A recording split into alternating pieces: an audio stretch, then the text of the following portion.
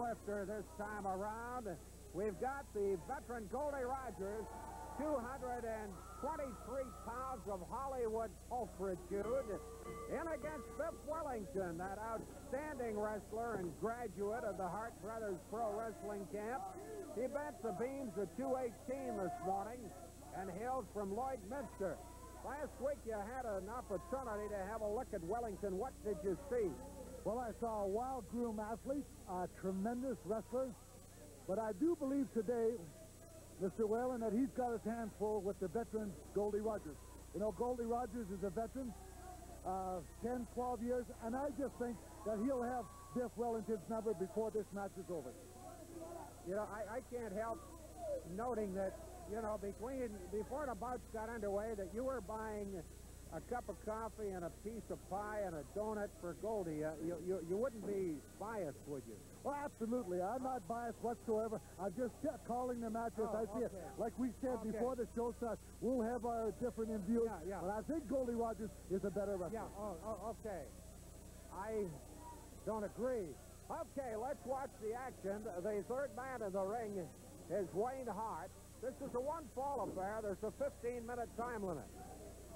If you don't recognize Rogers, he'll be that glow on your screen. He's got trousers that, I don't know, look like they came from Mars. Well, you know, I know Goldie Rogers. I saw him in the Maritimes. I saw him in Kansas City. I saw him in Chicago. And everywhere I saw him, he always stood out, and he did his thing in the ring. And that's what I like about it, because when you see him, you're seeing a contest. I think he stands out because he's a lousy dresser. I don't mean to contradict you, Bulldog, but here's Goldie. And Biff Wellington's going after him here in the early going. Boy, it's great to see a huge crowd in there, to have a look at the proceedings, and to see some of the talent on hand. The likes of Morocco and the Bulldogs, and we got a newcomer, Larry Shaft Cameron. We got Tommy Ferrero.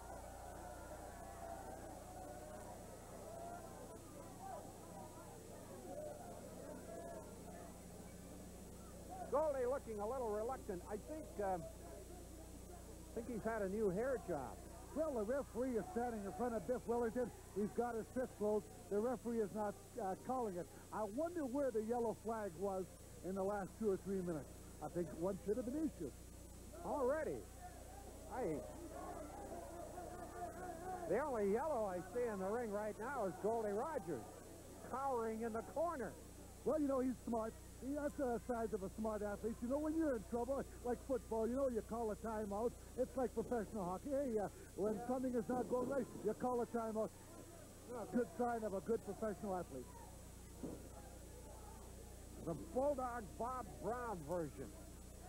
Gosh, I haven't talked to Bulldog. How many years does it go back, Bulldog? I can tell you exactly, 1974. I was here and I beat up on one of your special friends, Black Angus. I can't believe that you did that to a nice guy like Black Angus. Yeah, I showed him what Calgary was all about and the provinces of Alberta and Saskatchewan. Showed him right here on television. I beat him. I'm going to look back in the files to make sure, because I don't remember that decision. Anyhow, Wellington is getting all the warnings and all the complaining, all the whining is coming from Goldie Rogers.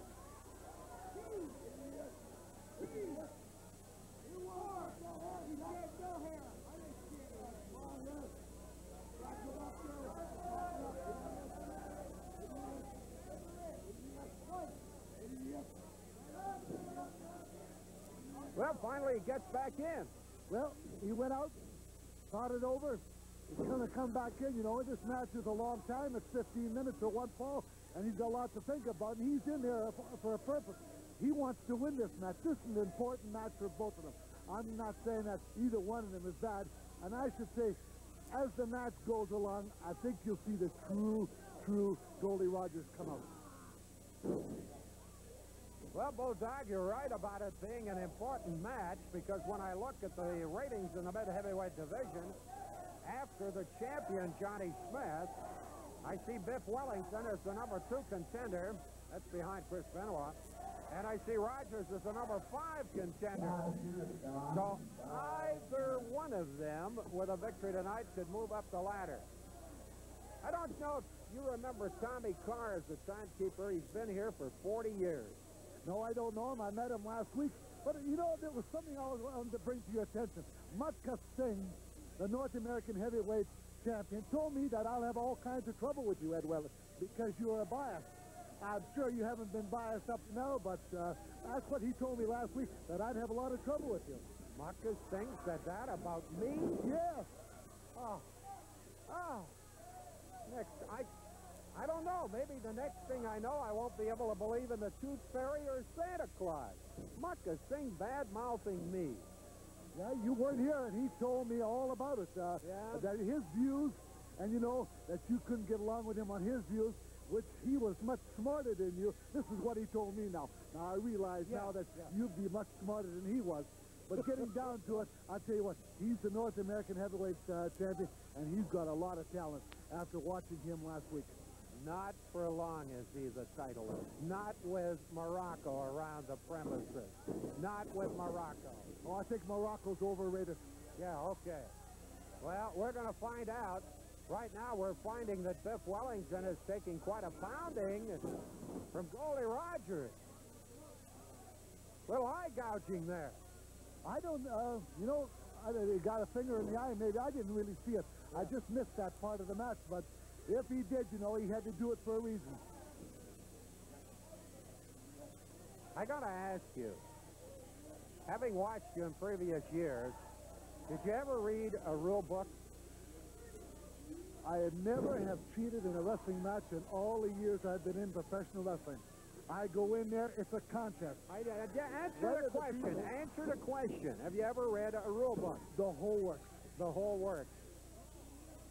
Was it in Braille or English or what? It was in English. It was the rules and regulations. Yeah, all right. And, of course, you know, when they were in there with me, they were in a contest, and the matches usually didn't last too long, as you all know, Mr. Wellington. Yeah, okay.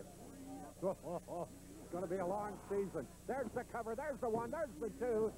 And Wellington was in no trouble at all, so he kicked out. Of course, I referred moments ago to Tommy Carr, our veteran timekeeper. Nice to see him back, dinging his donger. You bet. 40 years, a long time to be associated with wrestling. And certainly, I myself, having been around for about roughly 30 of those, have seen them come and go. I've seen some great ones in this ring, Bulldog. I bet you have. You know, when you watch Stampede Wrestling, when you watch professional wrestling in the airwaves, all you can see is the master host, Ed Wellington. He calls them as he sees them. Oh, you are cute. You read that just like I wrote it? Oh, no. I just think you're a great announcer, but sometimes you're biased. We'll go back to this match right now. All right. A lot of people don't like what these people are doing in the ring. But I'm going to tell you, this is how you wear down your opponent. A lot of people don't understand it. Now, Goldie Rogers had that front face lock or back face lock he had on. He was wearing them down. And when the time comes, if he thinks he's got him, you'll put the boots to him. Well, Rogers going to work right now. I agree with you. The aficionados, the real knowledgeable wrestling fans, know full well that it's a grinding down process in some matches. And they might not appreciate it unless they have done that kind of thing themselves. But the real wrestling fans know.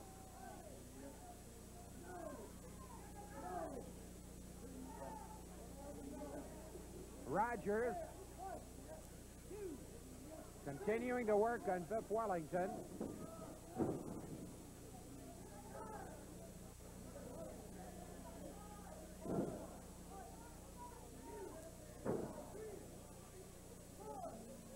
We're moving in on the 10-minute mark now. If I was scoring points, I guess I'd have to score Rogers thus far. Oh, Rogers had this match all the way. The match is far from being over because I've watched Biff Wellington for a couple of weeks now. The guy's a tremendous athlete, Ed, and I'll tell you, he's going to be heard from in professional wrestling.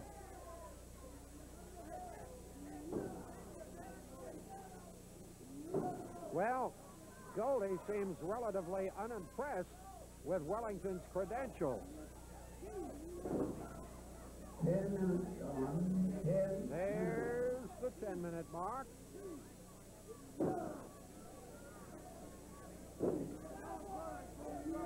Yellow card for Goldie Rogers. The turnaround. Oh, over the top. And Wellington with a rally. Now, you've been around wrestling for a long time. I can't really understand the idea of a yellow card. Now, Goldie Rogers was there. Goldie Rogers out to win a wrestling match at his very, very best. Now, I didn't see no sense in the referee, Mr. Hart, giving a yellow flag. Now, you tell me in your own words, what was it for? Just general principle, I guess. I really couldn't see a specific. Well, I didn't see no reason for a yellow flag, and I've been watching quite a few of them the last couple of weeks. Oh, man, mamma mia.